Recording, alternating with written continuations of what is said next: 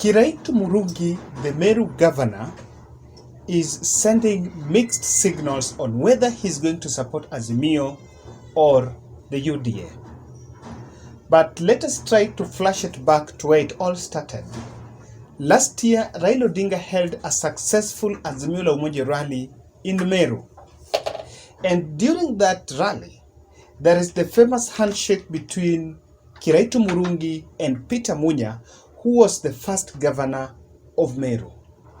And that seemed to have opened, or rather have given Kiraitu Murungi a very easy run to re-election as the second re-election in Meru gubernatorial race. But then a month later in December, Kiraitu Murungi changed his tune and actually said that his first pronouncements to endorse Raila Odinga was a personal decision but was not a party position. So by then he launched the Mbas party that actually had joined Jubilee party, but because of what happened in Jubilee, the party dissociated with the Jubilee party. Now, if you're very keen, between December and February, Raila Odinga have not held any rally in Meru. But there are now reports that are coming from the Standard that Kiraitu Murungi have been in talks for months with William Ruto, in William Ruto's bid to try to woo him to join the UDA. So the script is very easy because William Ruto has been focusing to at least win the East Gema. That is Meru, Tharaka Nithi, and the Embu. With the Embu, Martin Wambura is becoming strong and grounded in the Azimio team because he's actually seeking the Senate seat in Embu. In Tharaka Nithi, William Ruto won Muthomi Njuki, who is the current governor, and actually implored on Kithure Kindiki to shelve his gubernatorial ambitions so that Muthomi Njuki could defend that seat. So that is actually grounded. But then in Meru, William Ruto still have not got a best strategy to plank a chunk of those votes. Now, his first plan, if you remember very well, when they were doing the rallies, they would go to a county and attack the host governor. And this was just to make sure that they are threatened and OD and Jubilee, and not to Jubilee, but the UDA party to assert its authority or its popularity in those counties. Now, William Ruto was attacking Kiraitu Murungi initially so that he can coerce Kiraitu Murungi to join UDA and putting a perception that he could not defend that seat on a non-UDA party. But I think Kiraitu Murungi remained grounded and did not seem to move. Now, the second bit was to make sure that if Kiraitu Murungi was going to seek re-election and through Azimio la Umoja, Peter Munya was also going to vie for that seat, then there will be a two-horse race between Kiraitu and Peter Munya. And for Kiraitu to edge Peter Munya in that combination, then he will easily convince Kiraitu Murungi to join UDA.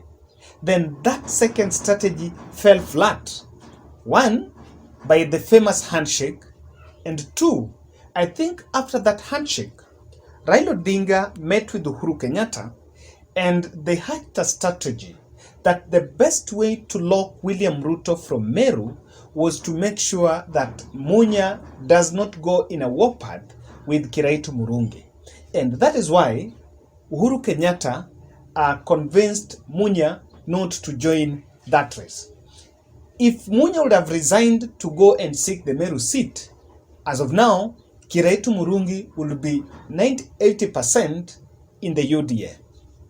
But his wars with UDA have been there and there have been friendly fights because UDA even complained that Kiraitu Murungi had picked their party colors because the Mbas party is using yellow. So that has been there. Now, what is happening now is opening a Pandora of thought, because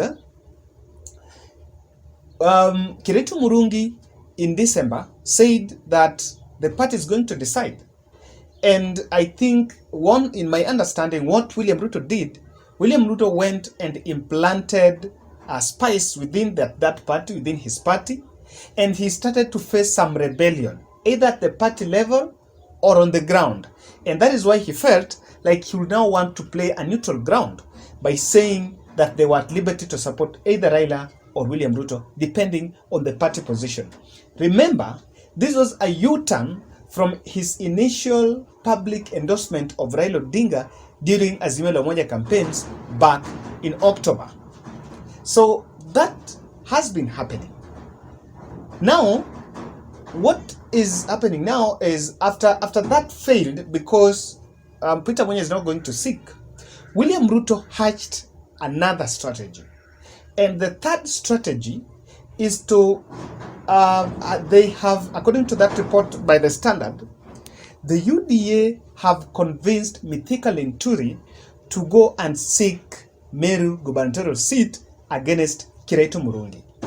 Now, according to the article, it is saying that there was a meeting that has already been scheduled on 15th March, the day that UDA is supposed to hold the NDC, if I'm not wrong. And it is in a city hotel. The invitations have been done, where Mithika Linturi is going to announce his presidential bid, his gubernatorial bid.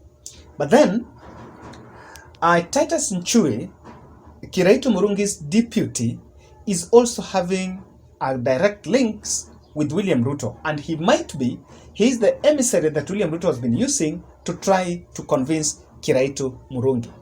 So what is happening is William Ruto is simply staging a war here, that he's going to plant Mithika Linturi and maybe bankroll him. Then he will be a threat to Kiraitu Murungi. Then at appropriate time, Kiraitu Murungi will accept negotiations so that the UDA subdues, or rather silence, Mithika Linturi's gubernatorial bid, but the end game is that Kiraitu Murungi works with him. So as to whether that is going to work, it's an interest of time. But these negotiations, according to the article, have been taking time, have taken almost months, but Kiraitu Murungi is adamant. Why Kiraitu Murungi is finding it difficult to work with William Ruto's UDA party? That's what I want us to look at. But then, I really feel like the strategy to woo Kiraitu Murungi to join UDA is a copy-paste of what William Ruto did in Tharaka Nithi. Because in Tharaka Nithi, he first told Kithure Kindiki to go and vie, announce his bid. Then Muthomi Njuki, who is the current governor, became a little bit, felt threatened. Then he officially joined UDA, and William Ruto then told Kithure Kindiki to shelve that bid. That was a very well strategy. As to whether it's going to work in Meru, we are looking at it. But then let's look at the terrains of Meru. Mithika Linturi is coming from Igembe, which is also a majority block. Kiraitu Murungi is coming from Imenti, this is a majority. Then Tigani is where Peter Munya is coming from. Now, with Peter Munya not in that race, and with both Peter Munya and Kiraitu Murungi in Azimio, then Raila Odinga stands to get majority of the vote from these two blocks, with only Igembe now going on Mithika Linturi. So William Ruto's strategy is, Mithika Linturi may not win against Kiraitu Murungi, but when he goes to seek that seat, what's going to mean is that William Ruto can get a chunk of the for the Imenti part. Then Tigania might go to the other part. So Igembe where Mithika Linturi is coming from. So that is it. And of course, is it going to work? That is the question. Let's look at why Kiraitu Murungi is actually saying this is not possible. I have my 4 reasons why I think Kiraitu Murungi is having a very soft spot for Raila Odinga and might not work with William Ruto. One, the handshake that was engineered by Raila between him and Peter Munya shelving his ambitions to seek that seat was a fodder for him to seek re-election smoothly. Because the strongest critic there and the strongest opponent is actually Peter Munya, who was the first governor. And Peter Munya is also coming from the majority, is coming from minority, that is Tigania. Then the other side is coming from Menti. Now, if Peter Munya shelved his ambitions, that was directly Uhuru and Raila deal. So if Kiraitu Murungi would move to work with William Ruto, that will be direct betrayal on Uhuru and Raila. And of course, I am not saying that now that's a big deal, because politics, one of the current currencies in politics is betrayal and interest. Those are the two currencies, betrayal, interest. So, but then these people have, when Peter Munya announced that he was not going to vie, the first person that congratulated him was Kiraitu Murungi. And I don't think that is it. Secondly, the Mithika Linturi is not a worthy competitor. So in short, that is why he cannot make that move, because when he faces off with Mithika Linturi, he can easily win against Mithika Linturi. And that is why I feel like this is personally not possible. Secondly, the entry of Kiraitu Murungi in UDA is going to complicate the central Kenya matrix, especially on the issue of the running mate, and that is coming to play. Because you remember there have been the politics of Mount Kenya East and Mount Kenya West. Now the East is Meru, Tharaka Nithi, and Embu. Now when you have senior politician in the stature of Kiraitu Murungi in UDA, then I can tell you that when the time to pick the running mate can come from UDA, then that politics is coming to play. The Mount Kenya East might actually have a protest if William Ruto picks the running mate from this other end. And that is why I believe that even within central Kenya, the Rigathi Gachagua team are so keen on who they bring on board. They're so specific on who they can actually bring on board. Second, because if Tharaka Nithi, Meru, and Embu really get strong people around William Ruto, then they might actually place a demand on the running mate position. So that is why I know that within the UDA, the Central Kenya team, they are also opposing forces to this William Ruto's push for Kiraitu to join. Thirdly, Kiraitu Murungi have had a long-term relationship with Raila in the trenches. In the fight for multi-party democracy, Kiraitu Murungi, James Orengo, Raila Odinga, Mukhisa Kitui, Kivutha Kibwana. Now, that club really does not augur well with the William Ruto team.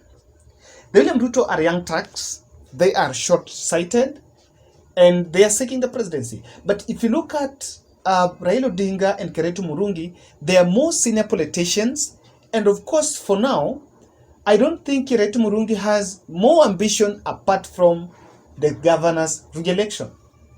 So if he was to join UDA and he only needs re-election, what does he need after that? He does not need any other thing. But now they have it is highly possible that confronted with the situation, who to support. Whether he supports Raila and Raila loses or Raila wins, that is not going to affect his gubernatorial bid. So that is why I feel that unless the currency, the notes are shared, unless money exchanges hands, Kiraitu Murungi cannot make a move to join William Ruto. Lastly, the ground does not favor the UDA in Meru. I want to fill this. Mithika Linturi is the senator. He comes from Igembe. The governor is Kiraitu Murungi, coming from Imenti. Peter Munya is from Tigania. Mpuri Aburi is also from that area. Now, if you look at how things are working out, he has actually grounded that party there. And the latest rallies there, actually Raila Odinga have been receiving a very good reception. His only interest is to seek re-election. So for him to shift to William Ruto, he might feel a backlash with the Meru community. Now, this backlash will be a stab on his presidency, and that is it. So this brings me to why I feel that also William Ruto wants this Meru matrix, wants to disrupt the Meru matrix. Let me repeat what I've always said here. William Ruto is not a short-sighted politician that looks at 2022. He also looks beyond. And he feels that also Kiraitu Murungi might have presidential ambitions in 2027. Or even Mithika Linturi might have presidential ambitions from 2027. Now, to disrupt that matrix, you have to bring these people around you. And if Mithika Linturi is going to fall to that trap, to join the governor's race, and he loses it, I can tell you his politics will be ending there. And that will be the joy of William Samoei Ruto. If he emerges strong, he must find a strategy to cut the voices of rebellion, of the voices that can stand against him. So that is it. But I feel like Kiraitu Murungi is not going to make that move to join UDA. But remember, he has not signed any agreement with the Azimio team. I think the color is yellow, and yellow is in UDA. So that might also play against him joining Azimio, but you cannot reject joining Azimio on the basis of color, because that is just a party color symbol. So guys, that is it. And if you are from Meru and you're watching this, you can tell us, if someone is seeking re-election there, between UDA and Azimio, who stands the better chance to win?